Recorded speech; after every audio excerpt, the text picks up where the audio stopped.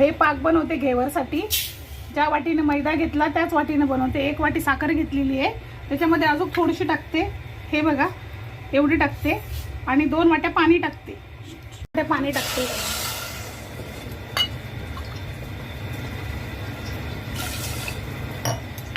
Gas fast करते. 15 मिनिटांमध्ये पाक होऊन जाईल. हे बघा हा पाक बनून झालेला आहे. तार नाही आला पाहिजे. ताराला नाही आला पाहिजे बघा, असा झाला पाहिजे बस. दूध टाकलं मी. याची रबडी बनवणार आहे. अर्धा लिटर दुधामध्ये एवढी झालेली आहे रबडी. आता ह्याच्यामध्ये मी हे काजू बदामचं पावडर टाकते. हे मिल्क पावडर आहे, दूध पावडर. साखर टाकते 2 चम्मच.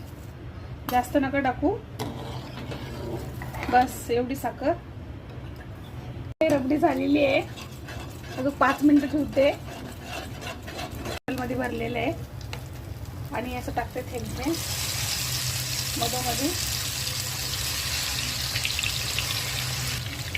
हे जेव्हा साईडचा कट होईल त्याच्यानंतरच हे टाकायचं. असं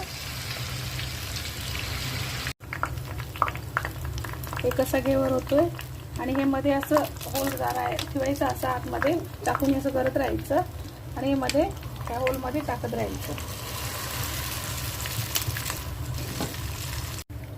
हे बघा माझा घेवर झालेला आहे. असं स्टँडवरती ठेवलं आहे. तेल राहिलेलं नितळून जाईल.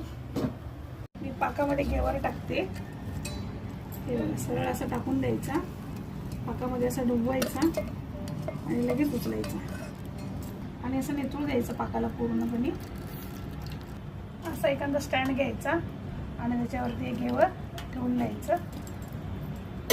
हे मी रबडी लावते.